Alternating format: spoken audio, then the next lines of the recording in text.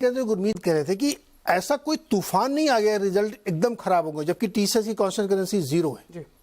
HCL technologies कह रहा है कि हम अपना टारगेट मीट कर लेंगे गिरने के बावजूद, कि हम अपने गाइडेंस को मीट करेंगे। वो मान रहे छोटी मोटी डील कैंसिल भी हो रही हैं, लेकिन ऐसा कोई तूफान नहीं हो। जो सबसे अंडर परफॉर्म होता विप्रो, उसने उतना खराब नहीं दिया जितना लोग सोच रहे थे।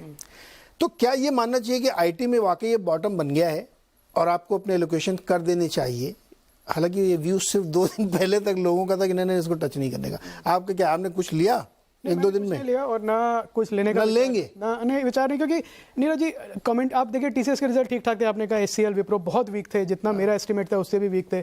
डिमांड एनवायरनमेंट डिटीरिएट हो रही है। दूसरा क्या है, जो सिंपल इनका बिजनेस मॉडल है ना नीरज जी, वही अंडर थ्रेट है, क्योंकि आप एआई के थ्रू स्टार्टअप्स हैं यूएस में जो ये सेम कोडिंग कर रहे हैं विदाउट एनी पीपल, जो ये लोग बिठा के करते हैं। तो अब कस्टमर जो हैं वो कह रहे हैं कि मैं आपको पैसा दूंगा, पर आप मुझे उसका ज्यादा आरओआई चाहिए। अब वो आरओआई आप अपने एग्जिस्टिंग मॉडल से क्रिएट नहीं कर सकते हैं कि आप और लोग बिठा दें, तो रिप्राइस करना। अब आप देखिए टीसीएस ने कितने 550 लोग ऐड किए पूरे क्वार्टर में। ये नेट ग्रोथ है। तो ये आप एक वैल्यू स्टॉक को ग्रोथ का मल्टीपल कैसे दे सकते हैं? आप 25 टाइम का मल्टीपल एक ऐसी कंपनी को कैसे दे सकते हैं जो वैल्यू 5% भी ग्रो करने को तैयार नहीं है?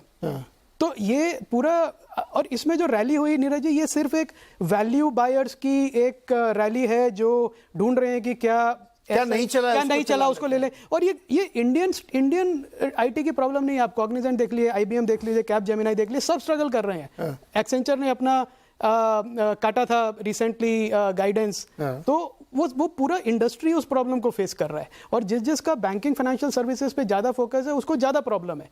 तो other than some value buying coming in, जिसकी वजह से थोड़ा रैली हो गई, मुझे नहीं लगता ये रैली फ्रैंकली सस्टेन करेगी। But at the same time मैं भी ये बात मानता हूं कि एक छोटा एलोकेशन 5-8% का आईटी सर्विसेज लार्ज कैप का पोर्टफोलियो में रहना चाहिए फॉर स्टेबिलिटी पर्पस। पर अगर आप ग्रोथ इन्वेस्टर हैं तो मुझे लगता है इन स्टॉक्स का नहीं, तो रादर बिजनेस के मोमेंटम चेंज पे, ये मोमेंटम बन रहा, चलो थोड़ा पैसा लगा देते हैं। तो इवन टीसीएस के जो नए सीईओ दिए उनको तो 1 महीने आगे की विजिबिलिटी नहीं है।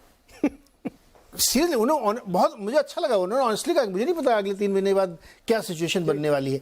तो मेरे साथ खरीद कौन रहा है? देखिए 8-8% 2 दिन में चल जाना टीसीएस जैसे बड़े स्टॉक को, जिसका मार्केट कैप ही इतना ट्रिलियंस में है, तो ये कौन खरीद रहा है? फिर क्यों खरीद रहा है? ये मोमेंटम चेंज है, जैसे अभी अभय ने कहा कि यार ये एक सेक्टर नहीं चला था यार, इसी को चला लेते हैं, ये वो था क्या? पॉसिबल है, शॉर्ट कवरिंग भी हो सकती है। शॉर्ट कवरिंग मार्केट में इतनी एक्टिविटी है कि और ये मोस्ट, जैसे आपने कहा ना, ये मोस्ट डिसलाइक्ड सेक्टर था for a long time. So funds भी अंडरवेट थे, आई एम श्योर इन्वेस्टर भी शॉर्ट होंगे, शॉर्ट कवरिंग आ सकती है। एंड आप जब क्वेश्चन पूछते हैं कि लेना चाहिए कि नहीं, टाइम फ्रेम नहीं बताया आपने। अच्छा मान लीजिए दिसंबर तक लेना है, तो ये तो शॉर्ट टर्म हो गया। शॉर्ट टर्म में तो टेक्निकल बाउंसेस कुछ हो सकता है। अगर आप कहें कि 3 या 5 साल का व्यू लेके चलो, तो definitely domestic themes are better, domestic economy stronger. Okay, 3 साल से 5 साल का व्यू तो डोमेस्टिक वाले में ध्यान दिया सकता है। तो भाई आईटी में ना वर्डिक्ट हमारा थोड़ा डिवाइडेड है ना, 2 एक साइड में, 2 एक साइड में है कि आईटी में आप लेके रखिए और आपका लंबा व्यू है तो पैसा बनेगा। आपको मालूम पड़ गया कि आप किसने लिया है? 100% पता चल गया। मतलब इस